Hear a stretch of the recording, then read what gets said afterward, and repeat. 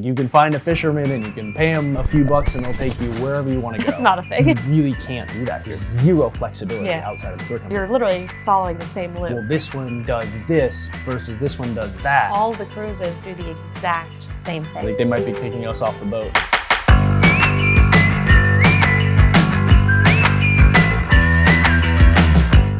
We are sitting here on Capella Cruise in Halong Bay. We've spent a long time in Halong Bay, including on 2 cruises, as well as spending 5 nights in Halong Bay City. So we've learned a few things that'll help you know everything you need to know before you book. So a lot of people have kind of said one night or one experience at Halong Bay is enough. Do you feel like staying this long was worth it? I think it's 100% worth it. I think there's so many different things you can do in Halong Bay, and there's so many different ways to do it. I don't recommend that everybody come and stay this much time. I think that was more for us to be able to understand and discover, for you to see how you could really discover this area. And I think one of the things that we learned was that going into this, everybody said, yeah, there's not that much to do. And we were confused by that because if you look at Halong Bay on a map, it's a huge area. There's over 2,000 islands. It seems like there's tons to explore. So the idea that this area could be so limited didn't seem right. And so we wanted to figure out, like, well, is that right? Is there only the 1-night cruise and the 2-night cruise and then you've seen all of it and okay, cross it off your bucket list and move on? In my opinion, there's kind of 3 ways to do an itinerary in Halong Bay. And it kind of comes down to what your budget and your time is, and also what you want to get out of it, because there is a lot here. There's a lot of restrictions around what you can do, but in my opinion, there's kind of 3 ways. So there's, if you have a very short time and you're doing kind of a northern Vietnam itinerary and you want to do a 1-night cruise and experience, what it's like to be out here on a boat, maybe you don't care so much about doing excursions and things like that, but you just want to have that experience, do the 1-night cruise. It's awesome, it's beautiful, you wake up in these majestic karst formations, and it's incredible. If you want to do excursions and you just want to kind of hit a few of the highlights, I think the 2-night cruise is totally appropriate, and you do get some experiences off the boat. And so I'd probably recommend the 2-nighter just for if you're looking to do excursions, because you're literally following the same loop. So every day you go back to the same place on all of the cruises. So if you want to do excursions, 2 nights will get you kind of more. If you want to explore a lot deeper and see more, it turns out it's not in Halong City. It's all on Cat Ba. So I would say, either couple a 1-night cruise with a trip to Cat Ba, or just go to Cat Ba Island, where there are some floating villages left. There is some national parks, and there's some monkeys, and a little bit more to see, I think. And you could stay there for 3 nights and probably have a great time and see a good amount. But those are kind of the 3 options that I feel like would work. Yeah, I feel like that's a lot of information. I feel like you just kind of blasted information that's out true. here. And the thing is, they're like, step back for 1 second and simplify the whole situation. These cruises all market themselves as routes. And so you'll see all kinds of maps where they're doing these distances and they're weaving their way through the karst formations. At the end of the day, those maps indicate where they go with the excursions, with the tenders from the actual cruise boat. The cruise boat itself, like Maren said, just kind of does a back and forth loop. And the way they run it, the 1-night cruise and the 2-night cruise on every boat, there's no exception to this. The 1-night cruise and the 2-night cruise are actually just alternating nights. So if you come on board for a 1-day cruise and somebody else comes on the same day for the 2-day, they'll stay for 2 nights, you'll stay for 1 night, but on the second night of that person's 2-night cruise, other people will come on for a 1-night or a 2-night. So it's really more of like a floating hotel. Yeah. I think would be the way to describe so it, than it is a cruise. If you're familiar with traditional cruises, you'll go from point A to point B, or maybe you'll do a big loop and you'll stop at destination to destination. Whereas these, because they're maximizing every night and having people kind of alternate with these 1-night and 2-night itineraries, in some cases 3-night itineraries, that's why, and it was hard for us to figure out because we looked at it and we went, oh wow, like why wouldn't we want to do a 3-night? Yeah. And so many people online, like you'll see them, they'll be like, don't do the 3-night. But oftentimes people don't tell you why not to do the 3-night. And the real reason is because if you do the 3-night, you're just taking the boat back and forth, and then they make excursions for you and they make it different so that you have that 3rd night, 4th day is different. But in reality, it's not really different. So if you do want to explore and you do want to spend more time getting a better understanding of the culture and the villages and the islands and seeing more things than you would just see on the boats, That's where staying in Kappa Island or staying in Halong City, I think both work, but they work for different things. That's true. I mean, Halong City is definitely, I mean, it's a city. Hotels are pretty cheap and you get really high quality properties. Like we stayed at the Watson Premium Hotel. It was $60 a night for a suite. It was perfect for our needs. We had an amazing room. I mean, the view of the karsts were just unbelievable. Yeah, ridiculous. We were very high up and we had amazing. a completely unobstructed view of the entirety of Halong Bay. And it was beautiful. And if we had known it would be a good jumping off point, I would have probably planned a little bit better in terms of day trips and tours and things like that. But you are traveling a bit farther to get from Halong City, because ultimately we just kind of wanted to try and get to Kappa, but the ferry schedules and the weather didn't really work out. But it is a good jumping off point for the price. It is a good jumping off point, but I think if you want to get the experience of the boat, I would say, again, like Maren said, do the one night if you're just gonna do the boat. If that's like, book the best room you can within your budget. I really think that's important. I mean, we're in an amazing room right now. The other cruise that we took, we had an amazing honeymoon room, which again, like lots of windows, beautiful, big bathtub, comfortable to be in. And so you got to look at the karst and just watch the water go by, and it was beautiful. But there also wasn't this obligation where, like, you can see behind us probably, we have really bad weather on this particular cruise. But it doesn't really matter because they put us in an amazing room. That's kind of where that's coming from. It's like, if you're gonna book one night, just book the best room you can and just enjoy it. If you're gonna book 2 nights, you're doing it for the excursions. And then you have to understand that, like, you're not gonna go like really far, but you're gonna get off the boat, you're gonna do some excursions. Maybe you don't have to book the best room on board. That's how I would look at it. Yeah, I mean, let's talk a little bit about choosing a boat then, because to your point, all the cruises do the exact same thing. I mean, it's almost like, I mean, it kind of feels like Groundhog Day, because every cruise has the exact same itinerary. There are a few differences. There's like 2 main routes in Halong Bay. There's going towards Bai Tu Long Bay or Lanha Bay. All of the luxury cruises go towards Lanha Bay. We're all just following each other around. There's Stellar, Elite of the Seas, Capella, and a few other kind of high-end ones like Heritage. We're all on the same exact path, same exact activities. So don't pick the boat for that. Don't pick for the boat for the route. Yeah, like, if you're looking at the route and you're trying to decide, oh, well, this one does this versus this one does that. No, that's not a thing. That's not a thing. But I would say pick it based on amenities and the room, because the prices really just come down to the actual rooms that you can book and the facilities. Like this boat, this Capella cruise has an amazing jacuzzi, an amazing pool. We're obviously in a fantastic suite here. Absolutely beautiful, and the service quality is higher than the first cruise we went on that was significantly cheaper. So I would base a lot of it on kind of your budget for the room, not necessarily the route. Yeah, and we've been told the best time of year to come is between October, November, and up till the middle of December. It's kind of when they have the most consistent weather, and it's not too hot.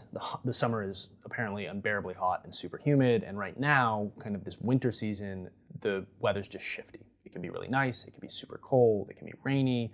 Actually, rain is actually kind of unusual, they were saying, so we have rain, which is interesting. But with that said, I do think it's important that if you are planning this and you're in a time of year that might be a little bit shiftier, the 2 boats that we've been on, one of the big differences was one of them had a dining room, but when that dining room was closed, there weren't that many indoor spaces that you could go to other than that dining room to go hang out. Versus this boat on Capella is amazing because it has an upstairs bar and kind of lounge area. It has a poker room, it has a cigar room.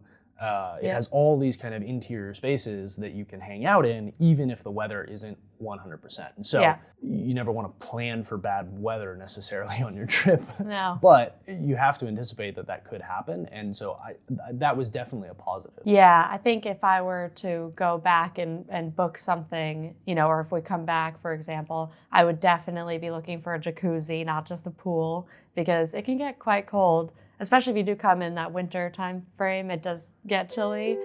Oh, announcement. Captain's announcement. I think they might be kicking us off the boat. Okay, and we're back. Yeah, so like I was saying, I would definitely pick based on the facilities and the room. So facilities that if I were to go back and rebook this cruise again, I mean, Capella is a great option. A hot tub was clutch. Yeah, the hot tub was amazing. A lot of these boats have small tubs, Yeah. but you want to verify that it's a heated hot tub that they heat, and they do on Capella, which is amazing. Yeah, that is for sure something that, especially like yesterday, all these people came back from the rainy tour, and it was so cold, and people went straight to the hot tub. Definitely clutch. Indoor bar, highly recommend booking because the weather does get quite shifty here. So if the boat has a bar that's inside, definitely a winner, because at the end of the day, you don't want to just, especially if you're not booking like a suite or something, you don't want to just be sitting in your room. And in these rooms, the standard rooms, there's only one kind of chair to sit in. So you're kind of just on the bed and the chair. But if you have a bar or some interior space to go to, definitely clutch. Those are the two things. I think the way to go when we talk about those different spaces, if it were me booking this over again, I would do the one-night cruise. Yeah. Below the budget on a really nice room. Agreed. On the one-night cruise. And then take the opportunity to go to Kappa Island and explore on your own, maybe spend a couple nights in a nicer homestay, because it's really, there's a couple hotels there that are fine, but there's nothing that's particularly nice.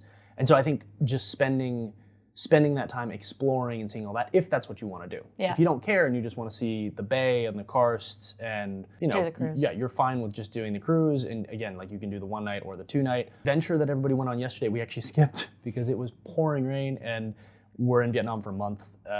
Maren was just sick. I'm like on the edge. We weren't going to risk it. Honestly, it was kind of affirmed by everybody else. It was apparently just dumping rain the entire time. We heard some sniffles out of the group earlier today. So I think that was a good decision, but it didn't sound like it was that great of an excursion anyway. Yeah. Maybe in better weather, it would have been great. You just don't have, you can't do anything on your own time is really the problem. You know, if you actually want to go and kind of explore these villages, it's hard to do that when you're on an organized set schedule, you know? So if I were to do it, I'd probably just go to Cat by myself so I can bike around and experience things and stop where I want to stop and not just kind of follow the tour. So I agree with you. So I think it's interesting, right? This brings us to an interesting point, which is booking tours in Halong Bay and just in Vietnam in general. And we've started talking about this a little bit in some of our other videos, if you check out our Sapa video or our Hanoi video, but you really don't have a lot of flexibility in Vietnam. The tours are the tours. The destinations are the destinations, and it's very hard to break from the mold. One major reason for that is because a lot of it is government controlled. The government specifically stipulates where you can go, where tours can operate, where they can operate from, what time they can go. And so there's a lot of control there, and there's benefits to it. One of them is certainly environmental.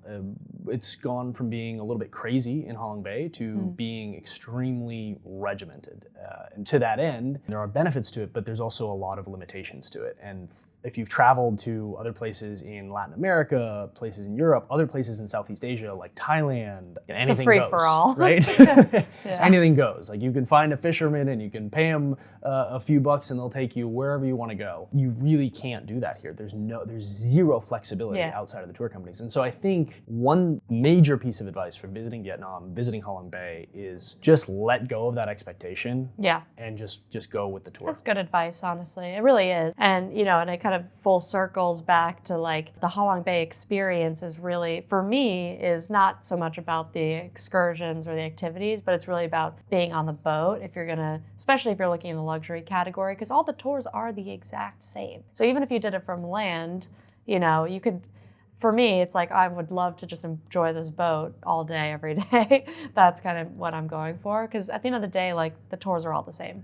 The tours are all the same. I think we kind of jumped off topic for a second, and I want to circle back to the route situation. Yes. Because we were talking about the fact that all the luxury cruises go to Lan Ha Bay. Yeah.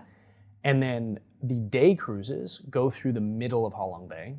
And then there are a grouping of boats that do Halong Bay and Bai Tu Long Bay. Those are not the best boats. They're not super high end. Let's call them 3-star, right? Kind of ish. Maybe that's generous. That's probably generous. They're like old junkers. You know, you could probably get $40, you know, a night. But that notwithstanding, they go to an area that's significantly less traveled. True. I mean, if you're looking kind of behind us right now, there's just boats everywhere here. I mean, we're following a line of boats. They don't actually go to Bai Tu Long Bay, which they say they do. Yeah, but there because are Bai Tu Long Bay boats. is far to the west, but they call it Bai Tu Long Bay, I think, because they don't want to call it Halong Bay. And we did one finagling Yes. of managing to get our broke way. the We broke the mold. mold. We really didn't, though. We just ended up on a tour that we rented ourselves. We ended we ended up on a gigantic ship, a ship made for like 60 people. Yeah. That we rented privately. $230. $230. We were like, screw it. We are going to go where we want to go. And We didn't go where. no, I I mean, mean, but to a certain degree sort we of. did. To a certain degree we did because we got to go way earlier than all the tour groups left. Yeah. And so when we showed up on the Halong Bay side, again, it's Halong Bay where we went to this beautiful fishing village. Yeah. And we were all alone. We showed up. There was nobody there, no tourists, no boats, nothing. And we got to have this beautiful boat ride, completely secluded, through the karsts to visit the floating village, to visit the pearl farms, and it was this very exclusive experience. Not the nicest boat in the world, but it was all ours. Yeah, it was ours. It was They our made us this junker. insane meal. Yeah. Or the meal, I mean like all the food. Yeah. And so that was a really cool experience, and it was a lot of money, particularly by Vietnam standards of some of the tours. But it also wasn't that much money because if you looked at the tours to do a Halong Bay tour, we were looking at tours that were $80 a person, $90 a person. Some of them were cheaper for those full day excursions. Yeah. But when we spent $220 or $230 to rent that entire boat out and kind of had a little bit more flexibility, like it did not take us like, oh hey, we want to go there, we want to go there. Like that's not an option. No. In this country. No. And I don't, it's very regulated, but Yeah. At least that was a great experience to at least be like alone out there. And we did see something different, and we wouldn't have seen it because all the we're looking at luxury cruises and luxury overnights and things like that. And none of these boats like Capella go that way. Yeah. So that was nice to see.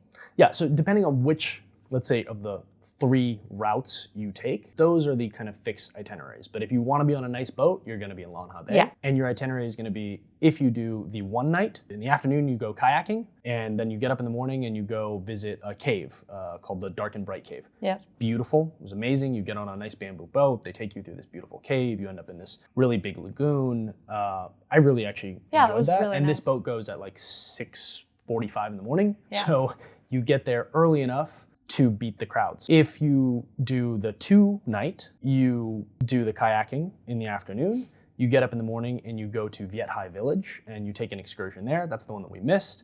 And then you visit a local beach on the way back. When you go to Viet Hai Village, you get to do some bicycling, and we'll see if we can add some photos so you can kind of see what that experience should look like. And then you come back to the boat, and then you do the cave tour with the one-night people the next morning. Yeah. So that's what we did this morning. That's your itinerary. If you do some of the other ones, again, they're going to take you kind of through some similar experiences. I think the one piece that was probably missing from the Long Ha Bay cruises to me was visiting like one of the few remaining floating villages. Yeah. We did get to do that when we did our private excursion. It's really cool to see the floating villages. Yeah. I mean, there's not a lot left, honestly. Yeah, there's an important caveat here. They're not really They're not real anymore. I mean, people do live in some of the floating villages. Yeah. There's some close to Tomcock that you can get to. Tomcock. Sorry.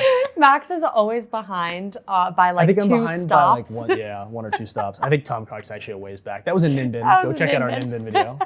So Shout out to Ninh Binh. if you go to Kappa Island, there's an area called Ben Bao that you can apparently rent a boat from, and we tried to do that, and the day we tried to go, it was just Not good weather. just terrible rain, and we couldn't get the ferry, and then the ferry was going to come back too late, and it didn't work out. So we did miss it. But apparently from that area, if you can get to Kappa, you get to Ben Bao, you can get out to one of the fishing villages where people still do apparently live. There's about 800 people, which we were told by the cruise director here on Capella, that still live in the floating villages. The big thing that's reduced the floating villages, though, is there's been government relocation of the floating villages to relocate the fishermen into cities. And a big push on that was for children. Education, lifestyle, making sure that people were taken care of, and the government didn't feel like they were getting what they needed out here in the Bay, living in these floating villages. They felt that the health standards weren't up to the right standards. They felt that the education wasn't up to standard, and so they did relocate all of these people. And so that happened kind of a little over 10 years ago, Yeah. I would say. Yeah. There's a positive humanitarian side to that. There's also, it's a little sad, right? There are no more children living. Of those 800 people that do live in floating villages, none of them are children, which is definitely a positive. But it's also a negative because this is really the last generation of fishermen in Halong Bay. At least fishermen that will have lived like the traditional fishermen in Halong Bay lived. They're still kind of preserving some of the touristy things, but I think the caveat here is like, if you want to go see that authenticity, that, you know, capture that moment that nobody else gets to see and pay the extra bucks to get there. You got to go to Kappa. Well, no, it just doesn't exist, I think was what my point was, right? Like, I mean, even if you go to Kappa, to a certain degree, it's artificial. To a certain degree, it's controlled, and it's still there just because... For tourists. There's a lot of stuff like that here in Vietnam that really, like, it exists because it still helps with tourism, which is nice from a cultural preservation standpoint. Yeah, 100%. I mean, I think at the end of the day, Halong Bay is definitely worth the trip, especially if you are doing a northern Vietnam trip. I think 100% do a one-night cruise is kind of my advice. Like, at least do a one-night cruise if you're just in it for the boat. Convenient luxury shuttles from Hanoi. It's a really easy it's a really easy kind of offshoot from the trip. So I definitely recommend it. It just depends on how much you want to do, for how long you want to stay and kind of where you stay. But definitely, I can recommend an overnight cruise. Even though you're going to read a lot of stuff online that says Halong Bay is packed with boats and there's no room for anybody and everybody's just jam-packed into these same areas. And I've even heard some people talk about it. It's like, it's really small. Yeah. Halong Bay is not small. I think that's a really, like, just let's get rid of that narrative. Halong Bay is the opposite of small. It is massive and it is huge. And when we took that boat all by ourselves, you could see that there were just endless areas that you could explore. There's 2,000 islands across, you know, Halong Bay and Lan Ha Bay and Bai Tu Long Bay. There's more than 2,000 islands. And so you could explore endlessly in this area if you were allowed to explore outside of those areas. And so one thing I do kind of hope for this area, for Halong Bay, is the government put on a lot of restrictions in order to manage tourism and the inflow of tourism and control the economic and the ecological impacts that were happening as a result of tourism in Halong Bay. I hope that in the future, as they've really managed to control it really well, I hope that they start to open new areas in order to allow for a different type of experience in Halong Bay, where you can get a little bit further and you can visit some things and just kind of spread people out. But again, in an ecologically minded way that keeps the environment in mind, but also creates experiences that are unique and allows these tour operators to do some unique things. Because right now, the limitation of unique things is not really up to the tour operator, the boat. It's really just government restricted. And again, there's some definite positives in that, but it does take that drawback away of being able to book a unique itinerary. Or being able to take a private speedboat and just kind of go where you want, see something that's a little bit off the beaten path. The beaten path is beaten here, and you don't step off the path. No stepping off. You stay on the path, and I think that's pretty true of a lot of Vietnam. Well, we're headed next to Da Nang in Hoi An. So I'm excited about that. So stay tuned for a video from that area. I'm ready to go south. I need some sun. I'm hoping it'll come out. Yes, as we mentioned, we are here for a month. We started in the north and we visited quite a few things in the north. Sapa, Ninh Binh, Hanoi, and now here in Halong Bay. Well, Halong Bay and then back to Halong Bay. Now we're headed south, looking for some warm weather. Fingers crossed. Stay tuned for those videos. And of course, if you found this content helpful, be sure to give us a thumbs up. If you don't already, hit that subscribe button and turn on notifications. We have many videos coming out from here and around the world. And if you followed us on Instagram, you will have already seen our entire trip in Halong Bay and the north of Vietnam. So if you don't already, be sure to follow us at Voyager and check us out at voyagerguru.com for destination pages, hotel reviews, tips, advice, packing lists, what to do in Halong Bay. All the itineraries that we talked about today will all be on that website. And as always, I'm Maren. And I'm Max. And we're Voyager Guru. See you out there.